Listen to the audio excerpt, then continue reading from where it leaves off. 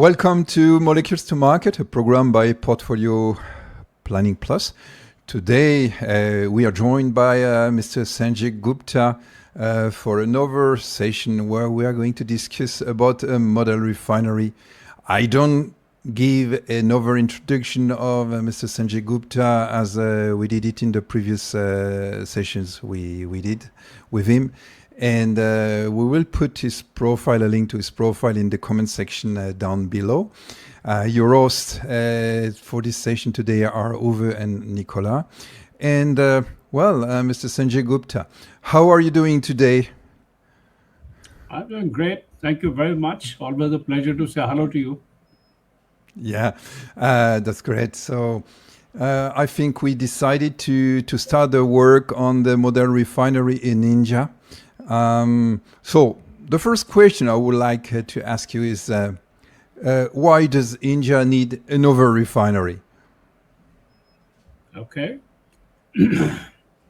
Well, of course, welcome once again. I think in the previous two sessions that we had given a brief overview of the hydrocarbon industry in India and how configurations have evolved.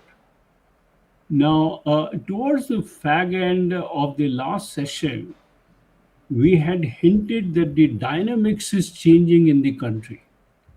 And actually, while we are calling the hydrocarbon installations refineries, actually they are looking more like petrochemical complexes. We are not really aiming to maximize fuels as we were trying to do in the early days.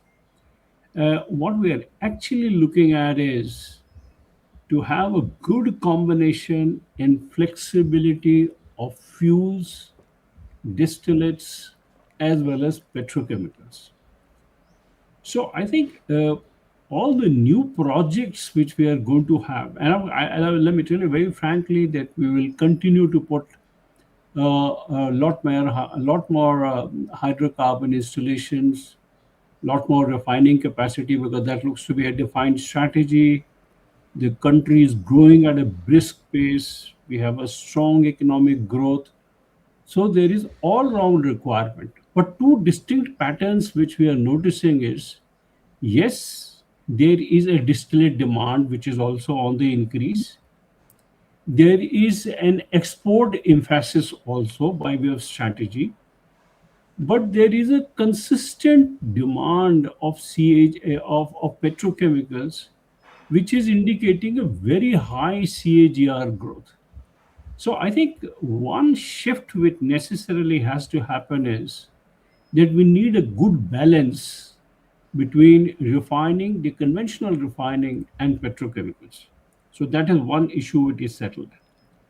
The other issue is if you look at the map of India and the refining installations which have been put, all the hydrocarbon complexes, let me put it that way, you will find that because of the trade which we do on crude, there has been a preference towards the western part of India. Most of the refining capacity or hydrocarbon installations have actually come along the western coast of India. But strategically, if you look uh, from energy security point of view also, there is a distinct emphasis now to also look into the eastern coast of India as much. So, of late, you might have noticed that there is a certain trend which is moving the hydrocarbon installations towards the east. Some projects have been announced, some more perhaps are on the drawing board, they are in the planning stages. So, there is going to be a distinct emphasis to look into some complexes toward the eastern block of India. I mean, while I you put see a the I put a map here. If you maybe can yeah, that's comment right. on this. Yeah. So if you look into the northern and the western coast of India, you find all those dots which are with big refinery complexes, particularly in the Gujarat region, which has a lot of refining and petrochemical capacity. Then down south, as we go in Maharashtra, we've got refineries. Then you go down to Karnataka, you have a few more. You go down to Kochi, you have something more. But if you switch over to the eastern side, you see something in Tamil Nadu, you see something in Chennai, and then if you come move upwards, you see Vaishakhapatnam out there. There is a refinery which is existing there, and there is another refinery which is planned in Andhra Pradesh, which is going to be in the lines which we are going to discuss today. And Okay. probably there will be few more complexes which are in the conceptual stages. Most of these installations will not look like refineries. They will come under the garb of refinery, but it will be having a distinct emphasis towards petrochemicals. They may have a broader outline of something which we have just put in Rajasthan, which we call as HRRL refinery, which is an integrated complex.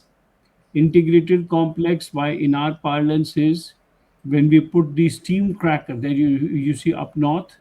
If you go, you will see North. Rajasthan above Gujarat. Uh, Yes, you see Rajasthan there. That's right.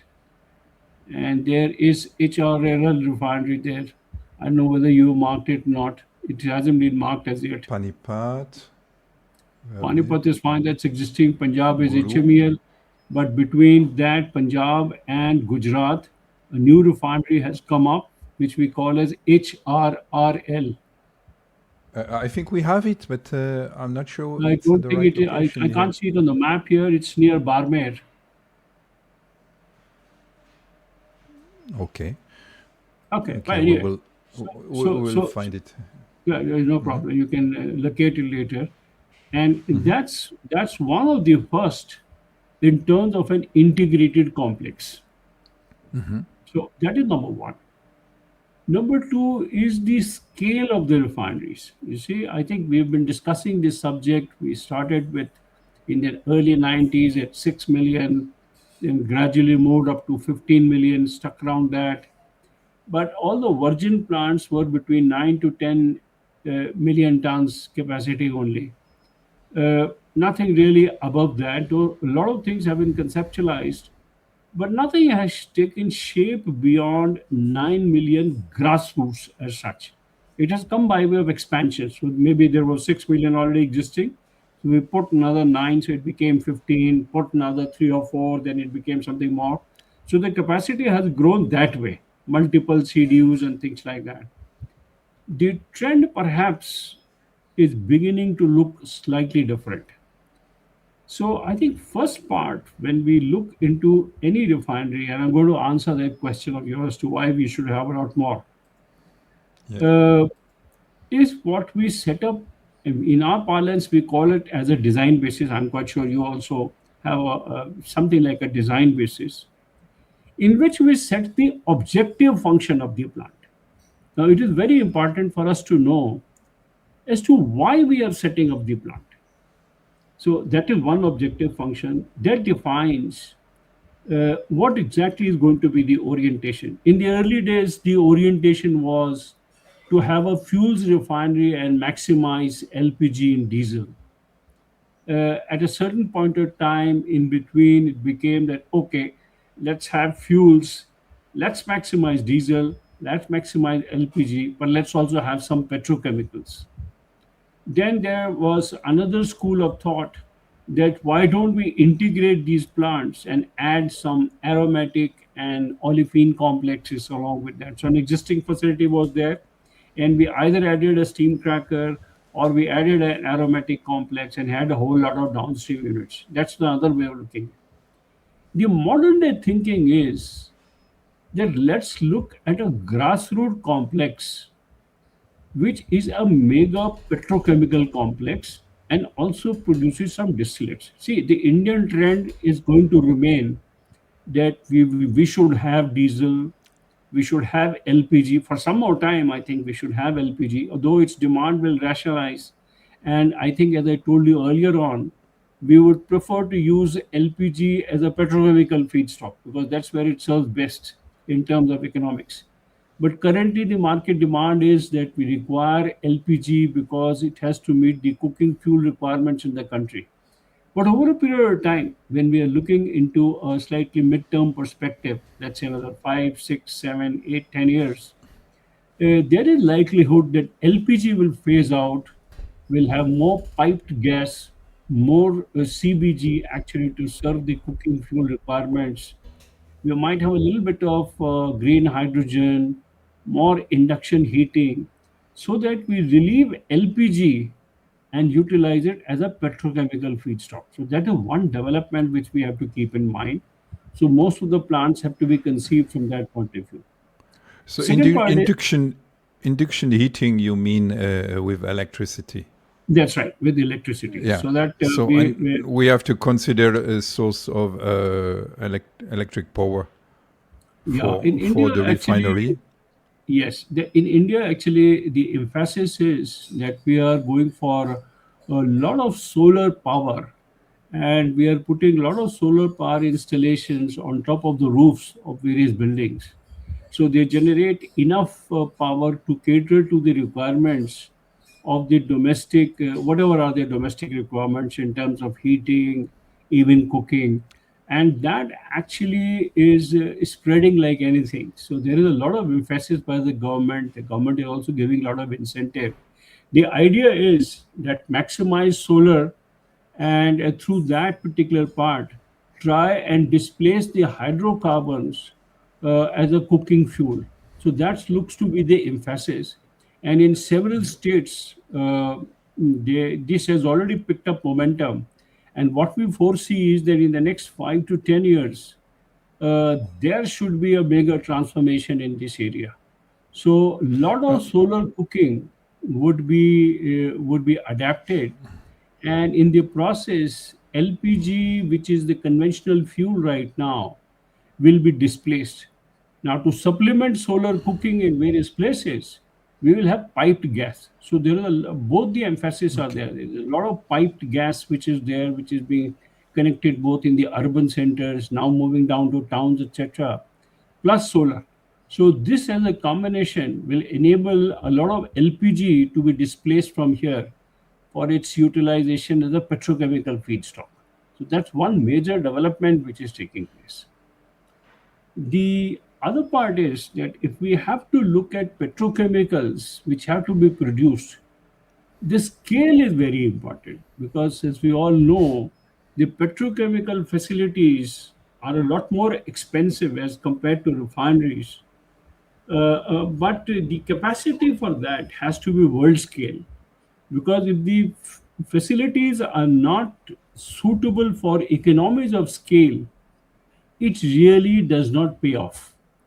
So that means if we have to put a steam cracker, it has to range between 1.7 to 2 million tons of ethylene production. I mean, it could be a lot more depending upon, and we will discuss that. But whatever we are going to produce from the feedstock, it should be in this regime so that it compares with the best in the world and gives you What the right what kind. uh, what feedstock would you be considering for the Yeah, steam I cracker? will come to that. The Okay. the feedstocks typically in India will be multiple feedstocks, because as I have been Mixed feed. mentioning all along, we don't have gas in this country.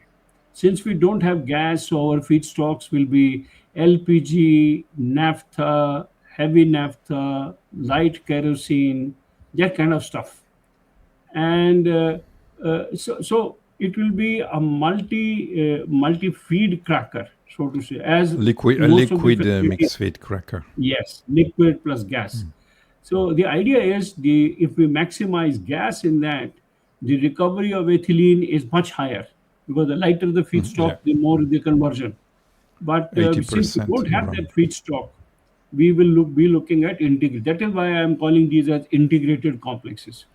So the idea would be that when we set up a new complex, or the complex should be such that it should be able to define the capacity of the steam crackers, where I am minimum between 1.7 to 2 million of ethylene.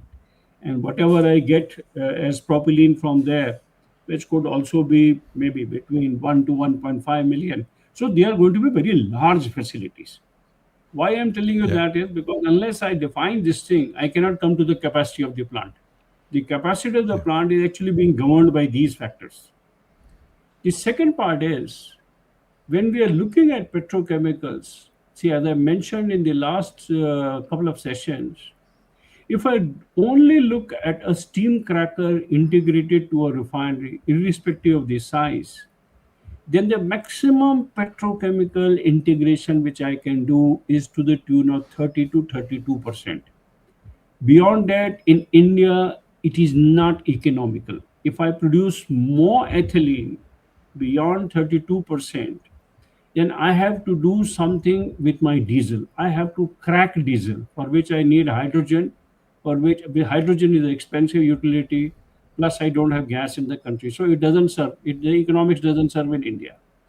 It serves well in Western countries where they have a lot of gas. So they have associated gas, so they can multiply to any amount and go for even larger size of crackers. In fact, they can multiply many more crackers in the same complex. But in India, when I have to generate my own feedstock, I have to be conscious of the capacity. So I think maximum which I can generate is 30 to 32%. But my Of intention of is to of what? Of chemicals or of of ethylene? petrochemicals. So if I put Petrochemicals. Yeah. X quantity of crude, then 30 to 32% of that can be Yeah. converted into petrochemicals. Petrochemicals means ethylene, propylene, and derivatives of that in polymers, MEG, POG, blah blah blah, all those things. But And you essentially, consider also the aromatics in the I'm coming to petrochemicals? that. So Yeah. when I say maximize petrochemicals, my intention is not only to maximize petrochemicals which are on the olefin route, ethylene and propylene. The intention is also to maximize the aromatics. Now, when that happens, then the crude conversion from X can be taken up to 42 to 43% economically in India. It can be a lot more, but in India, we have worked out that around this number, a combination of an olefin complex, a reasonably sized aromatic complex of let's say 1.2 to 1.5 million tons, and apart from that, creating some distillates in the refinery serves as a good complex. That means one of the very important part to define the capacity of a new complex would be what really I intend. If my intention is to maximize petrochemicals, my refinery capacity automatically goes up beyond 15 million. So we've done a lot of studies on that, and we have come to one understanding that if I have a complex which is to generate 1.7 to 2 million tons of ethylene and correspondingly propylene, plus 1.5 million tons of aromatics, a good capacity would be in the regime of 20 million tons. So I must Okay. aim for a complex which should have a crude throughput of at least 20 million tons so that I produce lots of distillates, I produce lots of petrochemicals, and I do them economically. So this What scale, this 20 million tons is the scale of the Vadinar, Nayara refinery. Yeah, something like 20. that, something like Naira Yeah. refinery. So this is the capacity. Why I said 20 million tons looks like a threshold, because a single crude column can handle this kind of crude. Because in India, I am not going to process sweet crude. This is very important. We need flexibility because India is a crude importing country. And we don't want to restrict ourselves to any country specific, so to say. I must have the flexibility of sourcing crude from anywhere. In India, currently we source crude from as many as 40 countries and more. And possibly in times to come, it could be even more from there. So we want flexibility. Number two, we do not want to restrict ourselves. We are aware that if we have to go for maximization of petrochemicals and I use sweeter crude, then automatically I can get a lot more petrochemicals from there. But we will choose not to do that, because if we do that, we will constrain ourselves by way of crude availability. We are never very sure, and you know it, the geopolitics in the world is such, there can be a lot of arm twisting. So we Where want to have it. where, where would the sweet crude be coming from if you were Yeah, I to know. convert So sweet crude? so so India itself produces about 30 million tons of sweet crude, as I mentioned, from Mumbai High. There is some sweet crude which is also available in Middle East in smaller quantities. There is a significant amount of sweet crude which comes from Africa, particularly Nigeria. There is a lot of sweet crude which can be sourced from USA, because USA API crudes are all very sweet. So as I told you in the previous two sessions, most of the time when we define our crude unit or crude and vacuum distillation unit, this combination of 50-50, 50% sweet, 50% sour, or 30% sweet and 70% sour, this is the kind of design basis which we take for our crude slate. So that this gives me a chance to design the crude and vacuum distillation units for high flexibility. What happens is, when I go for sweet crude, the top section of the crude column, that means the lighter ends, that is the governing part. I get more lighters. So the top section gets controlled by the design of the sweet crude which I put into the refinery. And the bottom section of the crude unit or crude and vacuum unit is decided by what I go for, the what is the quantum and type of sour crude. So all our refineries are designed for extremes. I can process any sweet crude within this band of 50 to 30%, and sour crude between, let's say, 70 to 50%. So my bottom section are slightly bigger. As I told you, we want more flexibility. Our analysis reveals that putting a little bit more capex in the refinery is not an issue. Flexibility and freedom to process anything in the refinery is vital, because we don't want to lose that flexibility. That is why we use a mix which is sweet sour combination, and our analysis reveals that one single crude column can be designed with a crude mix of, let's say, 30-70, 50-50. I don't have to multiply the crude column. It gives me a very efficient crude column configuration. So one thing which we are going to do in our refinery is define these objectives. A, maximize petrochemicals. B, maximize for some time LPG also, because till system as it gave phased off, I want flexibility so that I can maximize LPG. Have reasonable amount of gasoline. No, so reasonable amount of gasoline. Typically, as I told you, 20%, 25%, that is the upper limit. We don't want too much of gasoline. Diesel actually is saturating. So we don't want too much of diesel. I mean, one would have preferred 30%, but it's difficult to get 30%. But 35 to 40% is what we typically get. But the intention would be to try and see how best I can rationalize the diesel a little bit. And we will discuss in our new configurations how we're trying to address those things. So that's the other aspect which we would like to do. Third, third part is, since my orientation is towards petrochemicals, I might even look into the kerosene content a little bit more carefully. We might produce some ATF, as is always done, but not too much.